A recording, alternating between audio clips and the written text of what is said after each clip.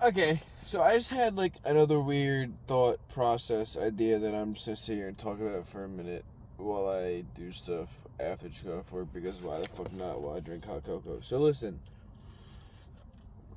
this might sound blasphemous to some of you, what I'm about to say, and to others it might reign perfectly clear.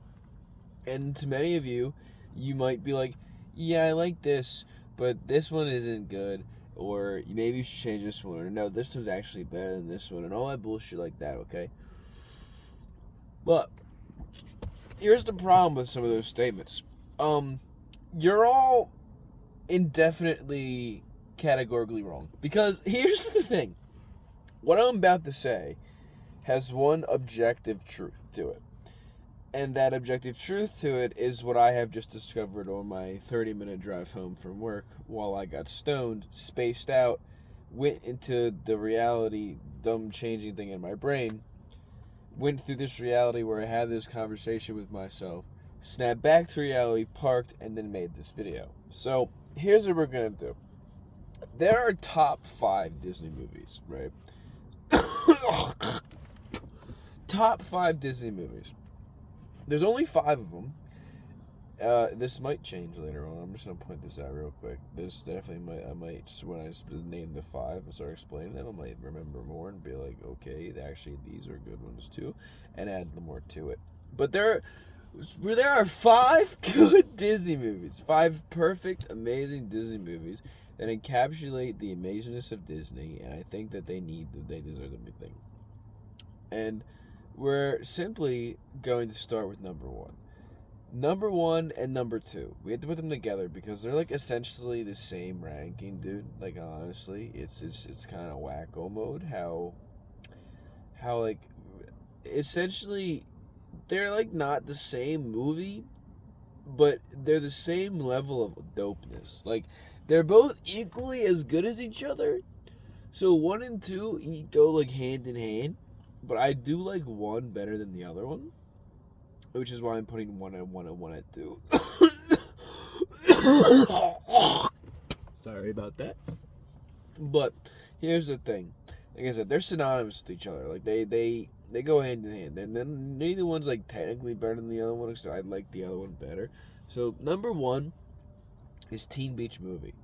I love Teen Beach Movie. Not Teen Beach Movie 2. Specifically and strictly Teen Beach Movie 1 only. I have to make that very clear because Teen Beach Movie 2 actually ruins the entire franchise. Not just the first movie, the entire franchise, which would have been 3 movies if they didn't fuck it up. No, it wouldn't have been 3 movies. I wouldn't even have wanted 3 movies. I didn't even want a second movie. The first movie was great. The only good part of the second movie is On My Own by Ross Lynch. His name isn't Ross Lynch. Is it Ross Lynch? Was it? No, Austin Moon was who he played in Austin Alley. No, his name is Ross Lynch. Yeah, that song is a banger. Without that movie, we never would have gotten that song. That song is a fucking banger. Like literally, it's the best thing to come out of that film. The only good thing to come out of that film. The ending of that film ruins everything. We do not talk about that. I had a friend. I made my friend watch Teen Beach 2 with me one time. I didn't really make her. Well, I asked. I asked. She was like, yeah, whatever. But she was so bored at Teen Beach 2. She asked to turn it off before it even got to the part that I was trying to show her, like to the ending part. Like, and we loved the first movie. We talked about it all the time. We watched it. We loved the first movie. Was great. Literally bangers back to back. The biker song, the one where you have Mia with the boy and the dude with the girl and they're doing the song. I can't remember the name of that one. But then you have the one on the beach, like, smiling one. I can't remember the names of all of them over there now. But the banger at the banger in Teen Beach 1. Plot wise, Teen Beach 1, it's like your regular random chick flick, like not chick flick, like beach teen movie from the 90s that is just like kind of goofy and kind of wild and wacky. And the best part of the movie is it knows that because they're transported to that time. So therefore, it plays off that bit. I'm not explaining all of it because I will make a video about Teen Beach Movie, and it will be a long and lengthy video about how amazing the first movie is and how tragic and dishonorable the second movie is. It's just horrible, dude. Like, I literally thought, well, I can't even imagine. So we're going to stop talking about it before I explain all of Teen Beach 1, and then that's what most of this video is. And I don't do the rest of the bit of what I was doing here, and then I ruined my video for Teen Beach Movie, which I really do want to do. I will be, and keep in mind, I go kind of overboard sometimes, which is why things take a long time. I go overboard. So there will be a choreographed dance. It may involve me with a leather jacket and me singing the song Cruising for a Bruising. It may involve that. Who knows? That might be something to expect later down in the future, you know? I don't know. But we're going to move on to number 2, which, like I said, is the same as number 1 technically in, like, how good it is, but I do like number 1 better, just because there's a lot more stuff that happens in Teen Beach Movie than there's in number 2. So there's a lot more to get involved in. Number 2, though, Let It Shine. 100%. That is one of the greatest Disney movies I have ever fucking seen in my life. I think it's either Tyler James or Tyrese. I think it's Tyler James. Tyler James Williams is a fucking master at acting and singing and rap, doing all of the bullshit that he did. He is so good. I didn't even really realize how much stuff he was in until I started looking. He's in The Walking Dead. He's in this new Abbott Elementary sitcom that looks really good to check into. You know, he's the brother of the guy who played Leo in Lab Rats. I don't know if any of you guys knew that, but they are brothers. It's a real thing. And I love his voice when he raps. He's just such a good voice to do it. And the movie is so good. It's a heartwarming story of two bros. It's a good love story about reconnecting, and like being like and becoming your true self and not hiding who you are, like not pretending to be someone else because you think someone likes you for that, and and not taking advantage of your friend who's actually good at this thing and you when you're trash, and stealing the girl that he's like since it was in kindergarten. A lot of good lessons in that movie. Also, don't step to the busboy. That's a good lesson. The rap battle at the end of that movie, literally, and I'm not even being ironic or like joking when I say this, the ending rap battle of Let It Shine is better than the ending rap battle of 8 Mile. I'm sorry, I said it. Disney wrote a better end rap battle. I'm sorry. I know that the one at 8 Mile is like, yeah, you went to Cranbrook. That's a private school. I walk my white ass back to the trailer party. Shows ass. Boom. Cool. It's funny. They cuss. Whatever. But imagine doing a freestyle rap battle that also has bars that also humiliates the other person without even cursing. How much more baller is that, honestly? Like, Bling Bling, or whatever his fucking stupid ass name is, got literally owned in that rap battle. I don't care what anyone says. It's better than the one in 8 Mile. I was going to say they're about the same. No, there's no way. It actually is just better. It's plain old just better. It just is, bro. I'm telling you. No, it's just a really good movie, and it's very good, and I think everyone should watch. The first 2 of these films, everybody should totally 100% watch. Like, it's not even, like, a question about it, dude. Watch the films, bro. Like, they're fucking amazing. They're literally peak Disney. They have banger songs in them. Let It Shine, you have Guardian Angel, you have the Let It Shine thing at the end of it.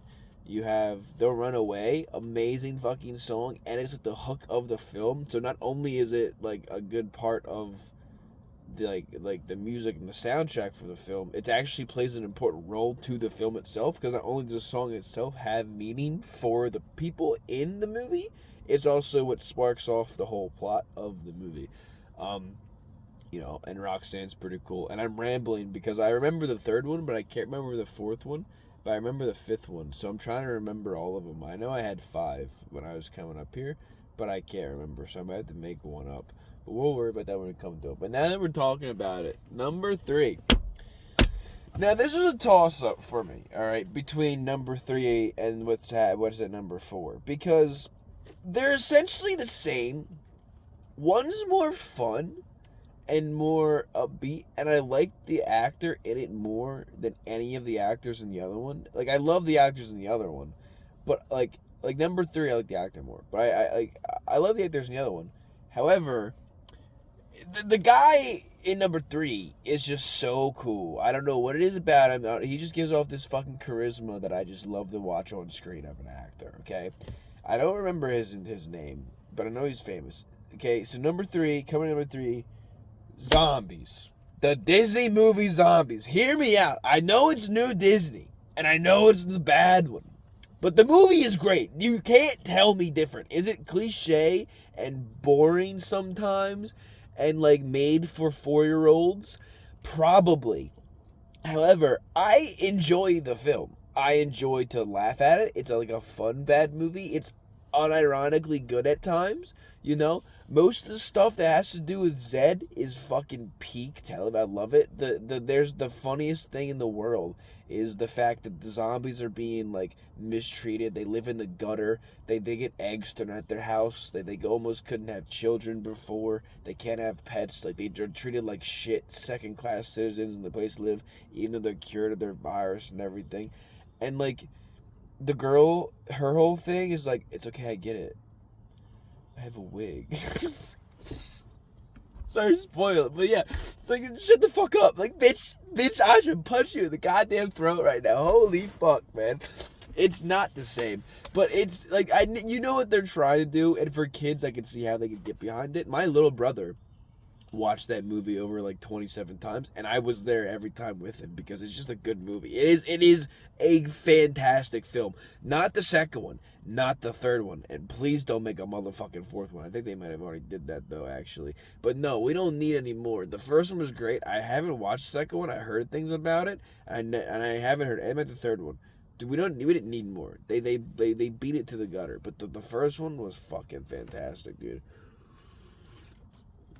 It's just so much cool, goofy Disney stuff. It just reminds me of old wacky Disney, where things just kind of happen, and you gotta kind of roll with it and let like suspend disbelief because this is a fucking kids thing. I just really liked it. But number 4 coming in, and number 4. Are you ready for this? Because there might only be 4. Like, I have some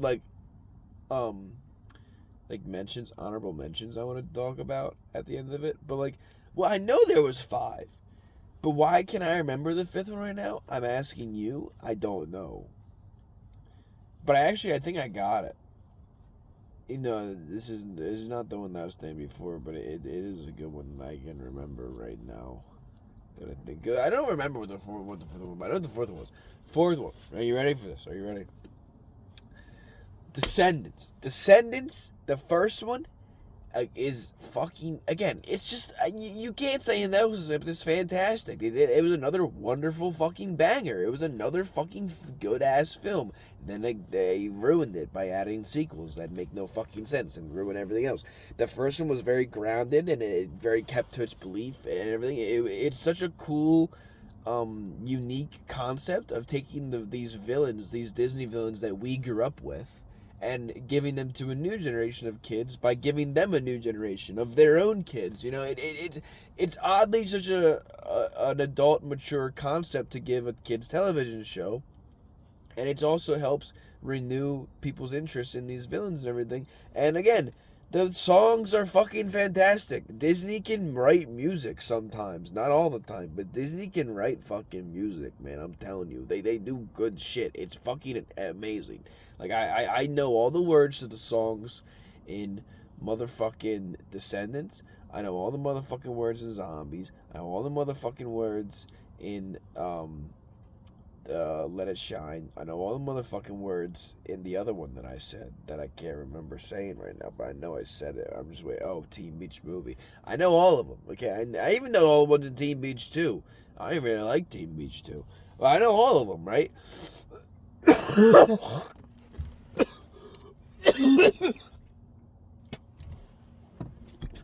No other words. They're catchy. They're good tunes. Like, they're just great. And I like when the songs help with the plot. Like in Descendants, when she starts singing and then she sings the statue of her mother, and then like through that song she breaks free of her mother's control, and it's like, I don't have to like be a bad person.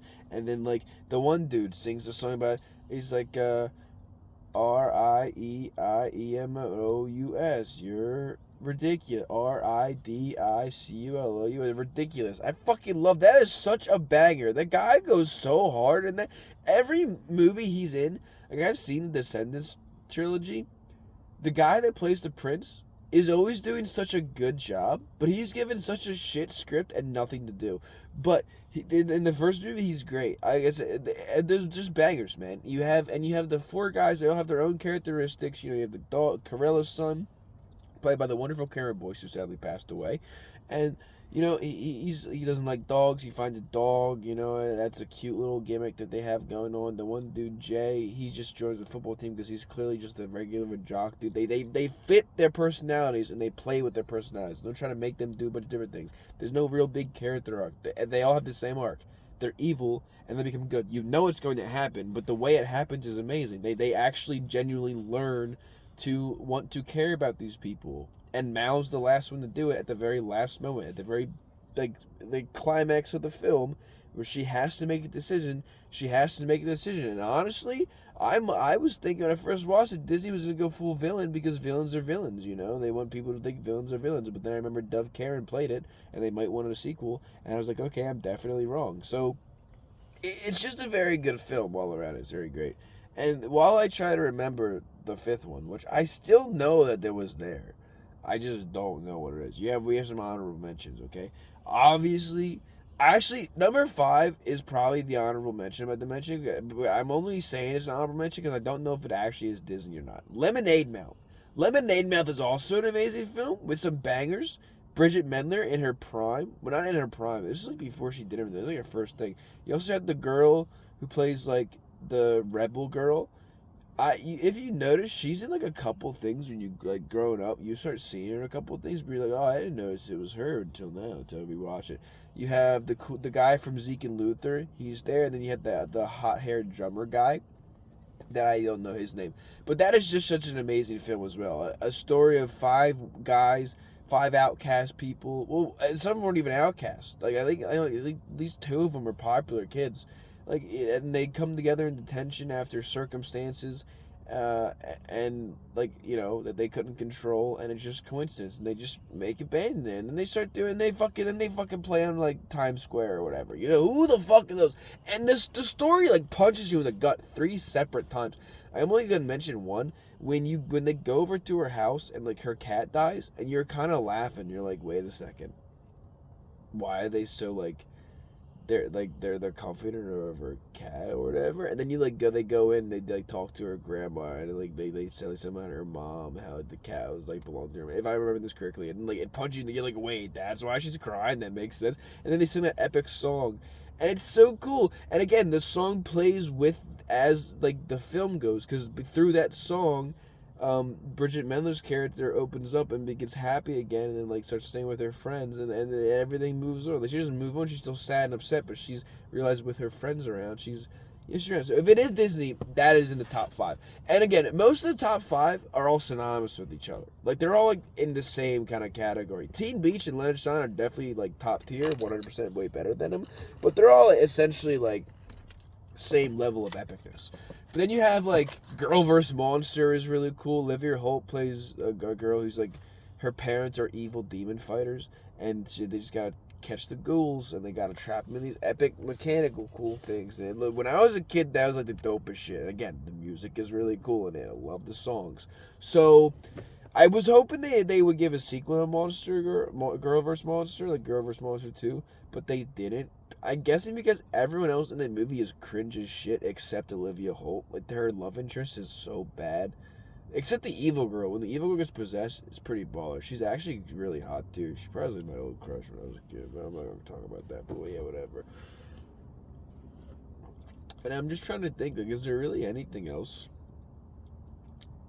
that I, like, honorable mentions that I can think of? Minutemen. Minutemen's a good Disney movie. I love Minutemen. But it's not like no music or whatever. It's just a movie about time travel. But it does have the guy that plays PJ from Good Luck Charlie in it, which I do not remember his name.